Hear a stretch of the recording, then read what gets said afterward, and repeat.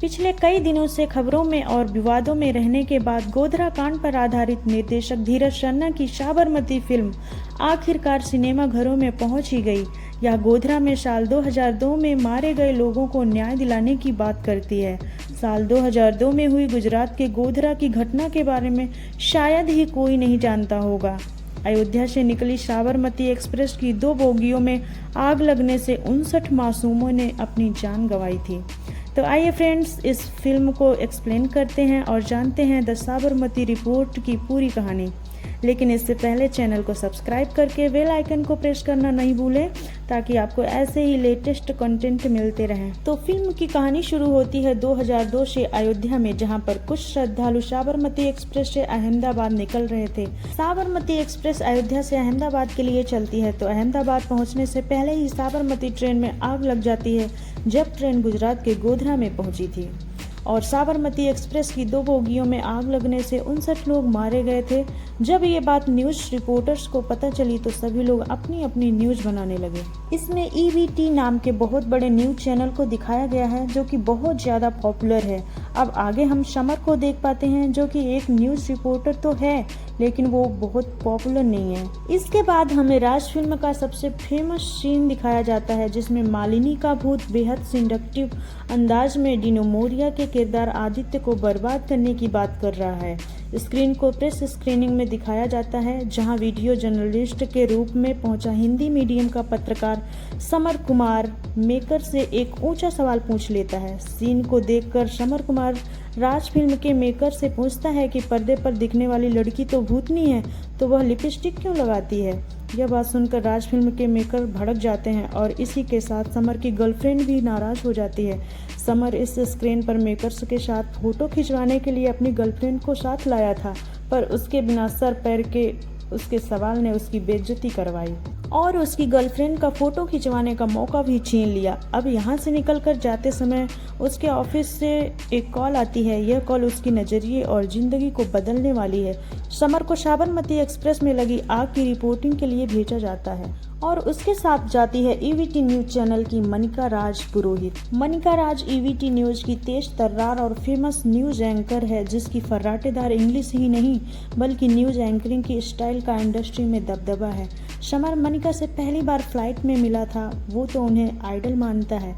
यहाँ पर उनकी बहुत सारी बातें होती हैं और मनिका को मालूम चलता है कि समर तो बस फिल्मी लाइन में है। उसे तो यहाँ पर लाया गया क्योंकि उसके पास कोई और न्यूज रिपोर्टर मौजूद नहीं था।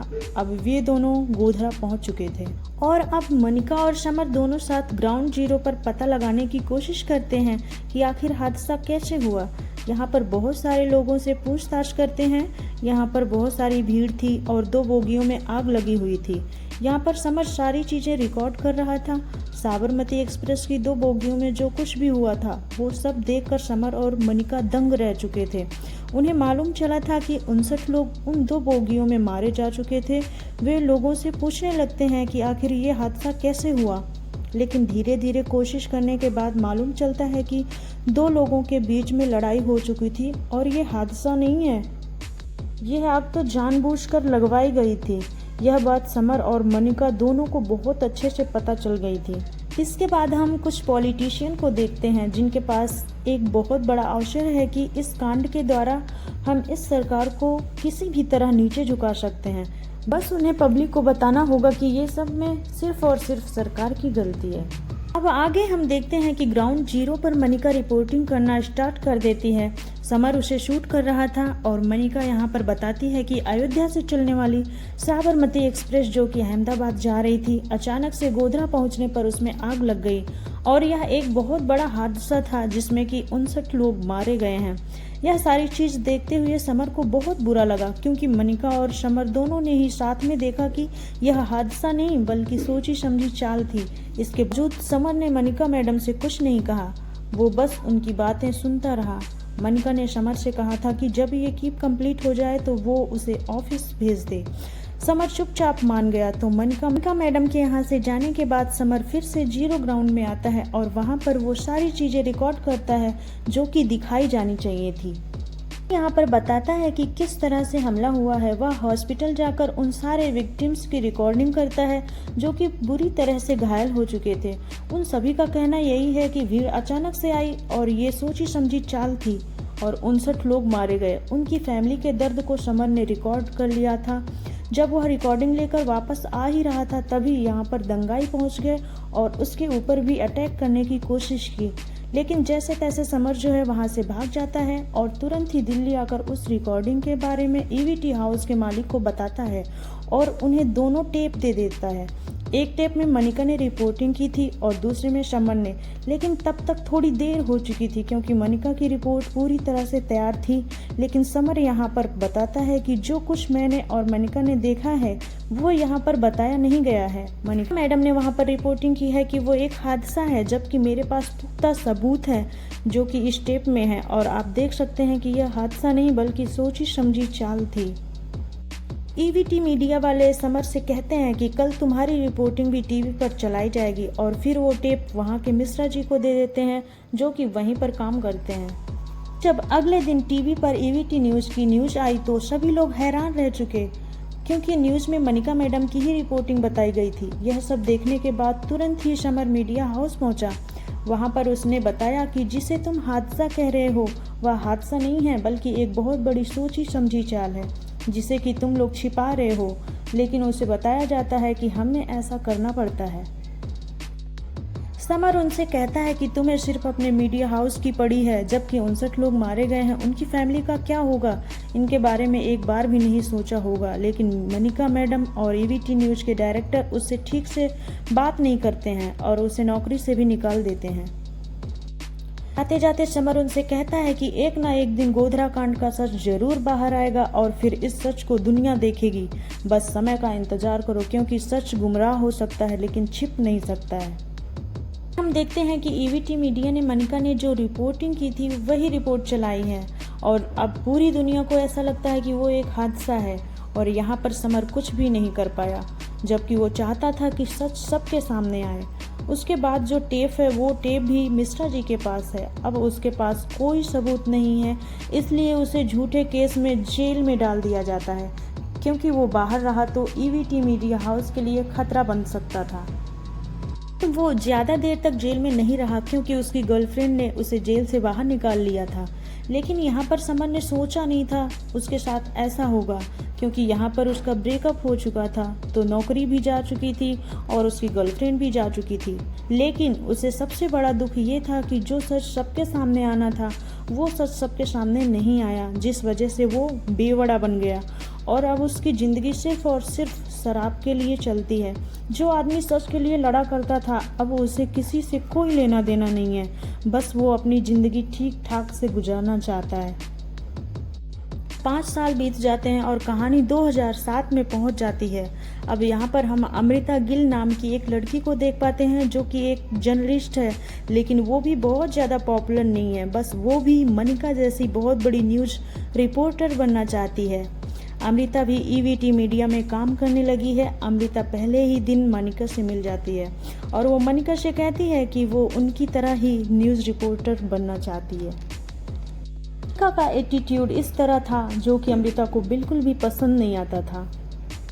हम देखते हैं कि 2007 में जब सीएम चेंज हो चुके थे तब ये केस एक बार फिर से खुला। तो जब नई सरकार बनी तो मिनिस्टर से मिलने ईवीटी हाउस वाले पहुंच गए। ईवीटी मीडिया हाउस वाले तो अपने संबंध मजबूत करने के लिए गए थे, लेकिन वहां तो कुछ उल्टा ही हो गया कि स्टेट गवर्नमेंट चाहती है कि ईवीटी मीडिया हाउस वाले गोधरा कांड की रिपोर्ट एक बार फिर से तैयार करें। तो ईवीटी मीडिया हाउस वाले मान जाते हैं। हालांकि ये एक प्रॉब्लम थी लेकिन बहुत बड़ी प्रॉब्लम नहीं थी। वो कहते हैं कि हम रिपोर्ट ज़रूर तैयार करेंगे, लेकिन इस बार हम हत्याकांड के बारे में नहीं, विक्टिम्स के बारे में बताएंगे। लेकिन इसके बारे में वो खुद रिपोर्टिंग नहीं करेंगे बल्कि वो किसी नए रिपोर्टर को देखेंगे ताकि वो ये सब अच्छे से संभाल ले, वरना इनकी तो रेपुटेशन ख़राब हो जाएगी। तब मनिका को अमृता के बारे में याद आता है। अमृता दरअसल एक मौके की तलाश में है और वो अपना काम जो है बहुत अच्छे तरीके से करती है। इसलिए मनिका अमृता से कहती है कि तुम्हें गोधरा कांड के विक्टिम्स की रिपोर्ट तैयार करनी है और ये सब कुछ तुम्हारे हाथ में है, इसलिए तुम्हारे पास सिर्फ 1 हफ्ता है। ये बात सुनकर अमृता खुश हो जाती है। ये बात उससे मनिका मैडम ने कही थी और दूसरी बात ये कि वो ऐसे ही सुनहरे मौके का इंतजार ही कर रही थी। इसके बाद वो गोधरा हत्याकांड के बारे में स्टडी करना स्टार्ट कर देती है, लेकिन विक्टिम्स के बारे में जानने से पहले उसे पता लगाना होगा कि आखिर वहाँ हुआ क्या था। बहुत सारी चीज़ें पता करने के बाद भी उसे कुछ समझ में नहीं आ रहा था, लेकिन तभी ईवीटी मीडिया हाउस के मिश्रा जी यहाँ पर अमृता के पास आते हैं और वो उसे टेप दे देते हैं और वो उसे समर के बारे में भी बताते हैं। उस टेप को देखने के बाद एक बात तो अमृता को पता चल चुकी थी कि ये हादसा नहीं था बल्कि सोची समझी चाल थी। मिश्रा जी यहाँ पर समर के बारे में बताते हैं कि इस केस की वजह से ही समर को नौकरी से निकाल दिया गया था और उसकी पूरी की पूरी जिंदगी बर्बाद हो गई थी, क्योंकि उसे जेल में भी डाल दिया गया था। जिस इंसान को इस कांड के बारे में ज्यादा मालूम था वो समर ही था। इसलिए अमृता तुरंत ही समर के पास जाती है। समर अब पूरी तरह से बेवड़ा बन चुका था, लेकिन अमृता चाहती है कि समर उसे गोधरा कांड के बारे में सब कुछ बताए, लेकिन समर का अब किसी बात से लेना देना नहीं है। उसका जीवन जो है अब शराब के लिए है और उसे अब बस शराब के लिए पैसे चाहिए होते हैं।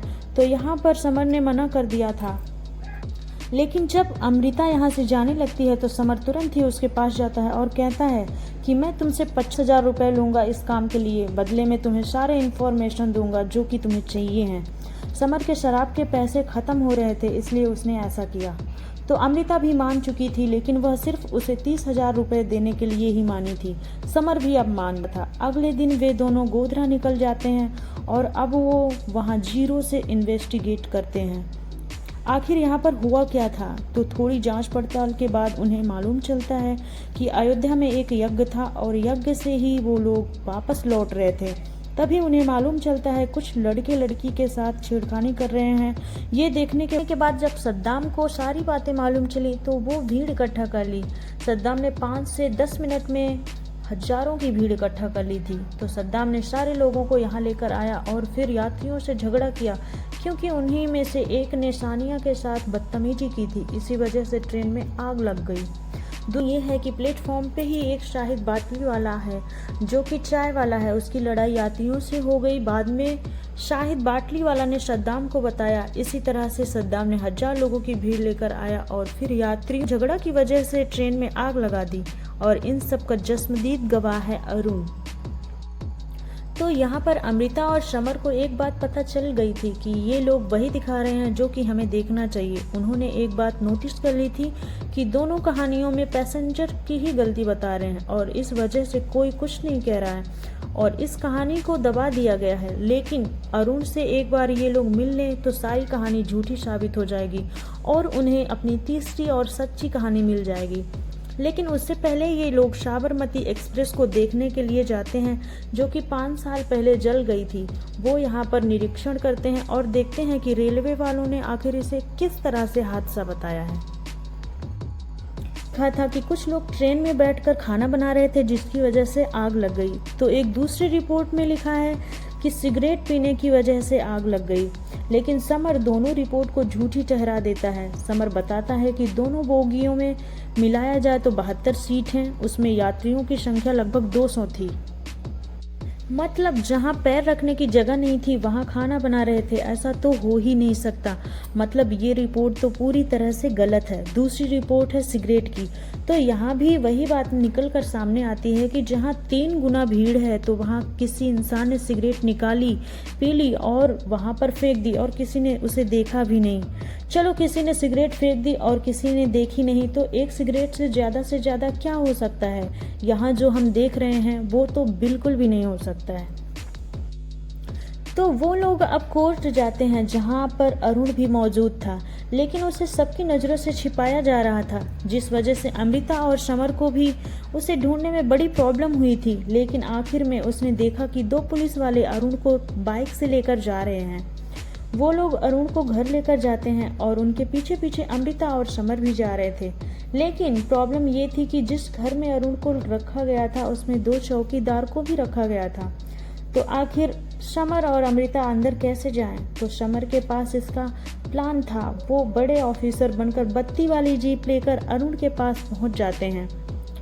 हवलदार भी उन्हें नहीं रोक पाते हैं और फिर अरुण से सारी पूछताछ कर लेते हैं। और फिर को न चाहते हुए भी सब कुछ बताना पड़ता है।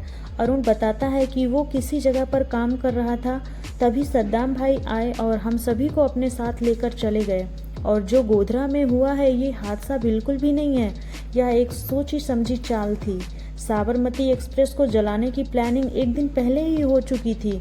बहुत सारे लोगों को इकट्ठा भी कर लिया गया था और 20-20 लीटर पेट्रोल के ड्रम्स को भी रख लिया गया था।